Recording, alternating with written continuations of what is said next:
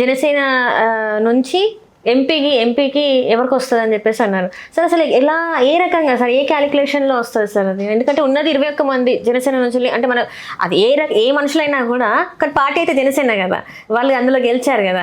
ఉన్నది 21 మంది నుంచి వెళ్ళి ఎంపీ సీట్ ఎట్లా వస్తుంది సార్? అంటే దానికి ఒక క్యాలిక్యులేషన్ ఉంది కదా. అంటే ఇప్పుడు ఎంపీ సీటు ఎంపీల ప్రకారం అయితే రాదు. ఎందుకంటే చంద్రబాబు నాయుడుకి 23 ఉండే పోయిన దీంట్లో 23 ఉంటే రాదు. చంద్రబాబు నాయుడు గత 5 సంవత్సరాల్లో 3 సార్లు జరిగినట్టున్నాయి 10 రాజ్యసభ స్థానాలకి. అంటే 2019 అంటే 2020, 2022, 2024 4, 10 స్థానాలకు జరిగినాయి. 10 స్థానాలకు జరిగితే 10 స్థానాలు వైసీపీ గెలుచుకుంది. 0 అయిపోయింది, వాష్డ్ అవుట్ తెలుగుదేశం. అయితే ఇప్పుడు 21 లెక్క ప్రకారం అయితే రాదు.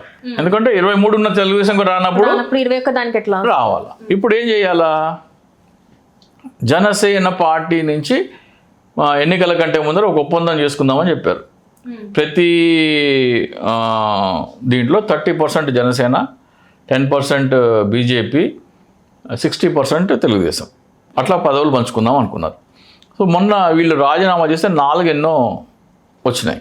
దాంట్లో వీళ్ళకి ఏమి రాలే, జనసేనకి ఏం రాలే. సో ఇప్పుడు జనసేన వాళ్ళు అప్పుడు 4 రాలేదు, మళ్ళీ ఇప్పుడు 4 వస్తున్నాయి. దీంట్లో కూడా రాకపోతే జనసేన వాళ్ళు గొడవ చేస్తారు. అప్పుడు ఏం చేయాలా? ఇక్కడే బినామీ పార్టీ అవునా కాదా అనేది ఇక్కడే రుజువు అయిపోతుంది. ఒకవేళ జనసేన నుంచి ఒక ఎంపీ ఇచ్చి ఆ ఎంపీ జనసేన కోసం పనిచేసిన వ్యక్తికి ఇస్తే నిజాయితీగా ఇచ్చినట్టు. లేదు, తెలుగుదేశం వాళ్ళు రాజ్యసభ జనసేన కోటాలో తెలుగుదేశం వారికి ఇస్తే, ఉదాహరణకి అవనిగడ్డ అసెంబ్లీ నియోజకవర్గం ఉంది. ఇప్పుడు జనసేనకు తెలుగుదేశం నాయకుడు మండలి బుద్ధప్రసాద్ ఉన్నారు. ఆయన జనసేన టికెట్ మీద పోటీ చేశారు. అతను టీడీపీ నుంచి జనసేన టికెట్, కానీ కోట లెక్క ఎవరిది? జనసేనది. జనసేనకి 10 ఇచ్చామా అంటే ఇచ్చాం, 21 ఇచ్చామా అంటే అట్లా 21లో 10 మంది టీడీపీ వాళ్ళే. మొన్న ఇచ్చిన దీంట్లో 21 మెంబర్స్లో 10 మంది టీడీపీ వాళ్ళే. ఇప్పుడు జనసేనలో రాబోయే రాజ్యసభ ఎవరికి ఇవ్వాలి అంటే లింగంనేని రమేష్ అంటున్నారు అందరూ. లింగంనేని రమేష్ ఎవరు? చంద్రబాబు నాయుడుకి అత్యంత ఆప్తుడు. చంద్రబాబు నాయుడు ఇప్పుడు ఉంటున్న ఇల్లు, గతంలో అంటే రాష్ట్ర విభజన తర్వాత ఉన్న ఇల్లు కానీ ఇప్పుడు ఉంటున్న ఇల్లు కూడా కరకట్ట ఇల్లు ఎవరిది అంటే లింగంనేని రమేష్. ఆ ఇంట్లో చంద్రబాబు నాయుడు ఉంటాడంటే అంత సన్నిహితం. అంటే చంద్రబాబు నాయుడు హైదరాబాద్ నుంచి ఇక్కడ షిఫ్ట్ అయితే ఇల్లు ఎక్కడ అంటే ఎవరు ఇల్లు ఇచ్చారు? లింగంనేని ఇచ్చారు. అంటే అంత క్లోజ్. ఆయనకి జనసేన కోటాలో రాజ్యసభ పదవి ఇస్తే అది తెలుగుదేశంకి ఇచ్చినట్ట, రాజ్యసభ జనసేనకి ఇచ్చినట్ట? ఆబ్వియస్లీ తెలుగుదేశం అన్నట్టే కదా. కానీ లెక్క ఎవరి? జనసేన కోట. అందుకనే నేను బినామీ పార్టీ అంట. ఎందుకంటే ఈ రోజున జనసేన పార్టీ ఉంది కదా, జనసేన పార్టీ కార్యాలయము ఎవరు చెప్పు చేతుల్లో నడుస్తున్నాయంటే లింగంనేని రమేష్, తాళ్ళూరి రాము, వీళ్ళిద్దరూ చంద్రబాబు నాయుడు సన్నిహితులు. అంటే ఇప్పుడు ఈ రకంగా కూడా చూసుకోవచ్చు కదా సార్, ఆల్రెడీ కూటమిలో ఉన్నారు కాబట్టి కూటమిలో వాళ్ళు ఒక అండర్స్టాండింగ్తో ఇలా చేశారని అనుకోవచ్చు కదా సార్. ఇప్పుడు చంద్రబాబు నాయుడు ఫర్ ఎగ్జాంపుల్ యనమల రామకృష్ణుడు ఉన్నాడు. ఆయనని జనసేన కోటాలో రాజ్యసభ ఇస్తే అది తెలుగుదేశంకి ఇచ్చినట్ట లేకపోతే జనసేనకి ఇచ్చినట్ట? ఆ ఇచ్చిన వ్యక్తి ఎవరు? అసలు పవన్ కళ్యాణ్ ఎవరి ఓట్లతోని 21 మంది సీట్లు వచ్చినాయి పవన్ కళ్యాణ్కి? కాపు సామాజిక వర్గం. అది కాపులకు ఇస్తారా లేకపోతే వీళ్ళకి ఇస్తారా? కాపుకే ఇవ్వాలి. కాపుకే ఇవ్వాలి. ఎందుకంటే మెజారిటీ పవన్ కళ్యాణ్ ఈ రోజున డిప్యూటీ సీఎం స్థాయిలో నిలబడ్డాడంటే కాపులు ఓటేస్తే నిలబడ్డాడు. కాపులు ఓటేస్తే నిలబడితే నీకు చాలామంది కూడా ఓటేసి ఉండొచ్చు, కానీ నీకు 4-5 సీట్లు వస్తే ఫస్ట్ 2-3 కాపులకి ఇవ్వాలి. కాపులకి ఇవ్వాలంటే ఎవరున్నారు జనసేనలో? జనసేనలకు కాపులకి రాజ్యసభ టికెట్ ఇవ్వాలంటే ఎవరున్నారు? పార్టీ స్టార్టింగ్ నుంచి పనిచేసిన వాళ్ళు ఎవరు? ప్రజారాజ్యం నుంచి పనిచేసిన వాళ్ళు, ప్రజారాజ్యం నుంచి జనసేనలోకి వచ్చిన వాళ్ళు ఎవరు అంటే ముందు మార్సిటి రాఘవయ్య అనే వ్యక్తి ఉండేవారు, ఆయన వెళ్ళిపోయారు. అలాగే చాలామంది కాపులు వచ్చారు వెళ్ళిపోయారు కదా, జేడి లక్ష్మణ కానీ చింతలపాటి సాది కానీ వీళ్ళందరూ వచ్చారు వెళ్ళిపోయారు. అప్పటి నుంచి కంటిన్యూస్గా ఉన్న వ్యక్తి ఎవరు అంటే ఒక వ్యక్తి కనబడతారు మీకు, ఏవి రత్నమన్, చార్టెడ్ అకౌంటెంట్, మంచి ఆర్థికవేత్త, విద్యావేత్త, జనసేన పార్టీకి లాయల్గా ఉన్నాడు, పవన్ కళ్యాణ్కి లాయల్గా ఉన్నాడు.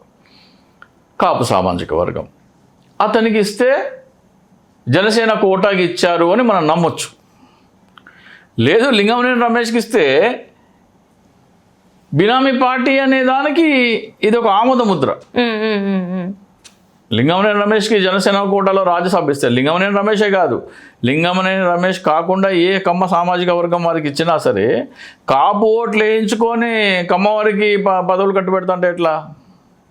నేను గతంలో పవన్ కళ్యాణ్ వ్యవహార శైలి చూసి, ఆయన చెప్పే మాటలకి ఆయన చేసే చేతలకి పొంతన లేనితనం చూసి, నేను 2019 పార్టీ నుంచి బయటికి రాగానే నేను మొట్టమొదటిగా పవన్ కళ్యాణ్కి వ్యతిరేకంగా జనసేన నుంచి బయటికి వచ్చి మాట్లాడిన వాళ్ళు ఫస్ట్ నేనే. ఆ తర్వాత పవన్ కళ్యాణ్ పార్టీ, జనసేన పార్టీ పవన్ కళ్యాణ్ది కాదు, అది చంద్రబాబు నాయుడు స్థాపించిన ఒక బినామీ పార్టీకి పవన్ కళ్యాణ్ ఒక బినామీ అధ్యక్షుడు అని చెప్పి ఇంకొక అడుగు ముందుకేసి కాపు ఓట్ల కోసం కాపుల చేత కమ్మవారు పెట్టించిన పార్టీ జనసేన పార్టీ అని కూడా చెప్తూ వస్తున్నాను నేను. సో దాన్ని పదే పవన్ కళ్యాణ్ చేసే ప్రతి చర్య కూడా నేను చెప్పే వాదనే రూఢి చేస్తుంది. ఇప్పుడు మొన్న 21 స్థానాలు వచ్చినాయి. 21 స్థానాల్లో మీకు 21 స్థానాల్లో జనసేన కోసం పనిచేసిన వాళ్ళు దొరకలేదా? 10-11 మంది బయట నుంచి వచ్చిన వాళ్ళకి ఎందుకు ఇవ్వాల్సి వచ్చింది? అంటే నియోజకవర్గంలో బలం ఉందని చెప్పేసి వాళ్ళకి. అరే నీ కోసం పనిచేసిన వాళ్ళు ఎక్కడెక్కడ ఉన్నారు ఆ సీట్లే తీసుకో. నీ కోసము 2019 నుంచి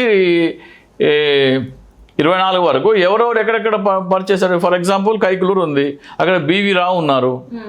ఆయన దాదాపు 700 కోట్లు ఖర్చు పెట్టినాడు జనసేన పార్టీ కోసం 2014 నుంచి 24 వరకు. అట్లా అంటే ఆయన చార్టెడ్ అకౌంటెంట్. ఇవ్వు, ఆయనకి టికెట్ ఇవ్వు. అక్కడ పంచకర్ల సందీప్ ఉన్నాడు, ఆయనకి ఇవ్వు భీమిలి. అట్లాంటి సీట్లన్నీ తెలుగుదేశంకి వదిలేసి ఈ అరవ శ్రీధర్ లాంటి వాళ్ళని తీసుకొచ్చి పార్టీలో పెట్టుకున్నావు. అరవ శ్రీధర్ అసలు జనసేన కోసం పనిచేయలేదు.